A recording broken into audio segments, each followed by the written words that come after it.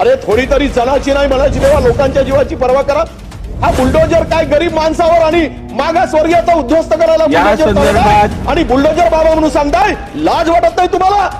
लाज वाटत नाही तुम्हाला?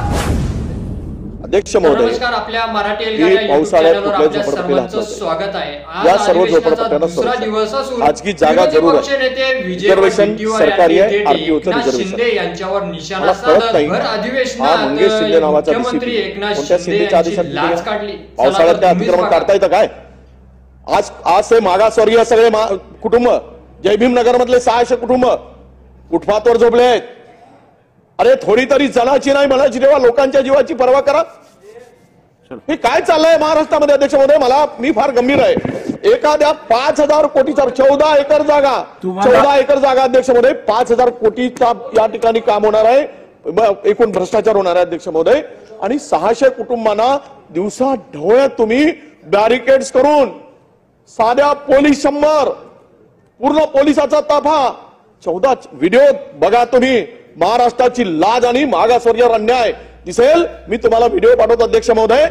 14 वर्षाच्या गर्भवती स्त्रियाला मारलंय, गर्भवती स्त्रियांना, 14 वर्षाच्या पोराला ठोकून काढलं अध्यक्ष महोदय। हा कुठला न्याय आहे? हुकुमशाही आहे की काय आहे? बुलडोजर कोणाचा आहे? हा बुलडोजर काय गरीब माणसावर आणि मागासवर्गीयाचा उद्ध्वस्त करायला आणि बुलडोजर बाबा म्हणून सांगताय, लाज वाटत नाही तुम्हाला?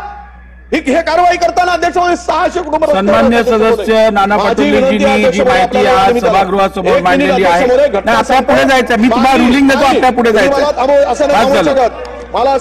शासनाने या संदर्भात गंभीर नोंद घ्यावी, कारण आदरणीय उच्च न्यायालयाचे आदेश आहेत, आदरणीय उच्च न्यायालयाचे आदेश आहेत की आपल्याला 1 जून पासून 30 सप्टेंबर पर्यंत पावसाळ्याच्या काळात कुठचंही निष्कासन करता येत नाही।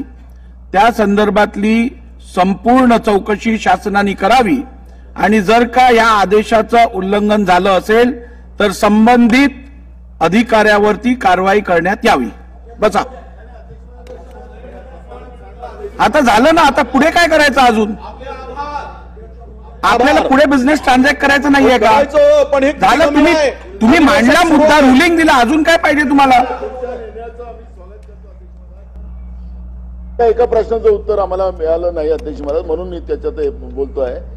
जे लोक या ठिकाणी त्यांना उद्ध्वस्त केलं, जे कुटुंब 650 यांचं राहण्याचा निवाऱ्याची व्यवस्था सरकार काय करणार आहे? तुम्ही त्या अधिकाऱ्यांना काय फासावर चढवा, पण आता त्या नाना भाऊ ते सरकारला मुंबईत जेवढे बेघर आहेत त्यांच्यासाठी मुंबई महानगरपालिकेतर्फे बेघर शेल्टर्स बांधण्यात आलेले आहेत।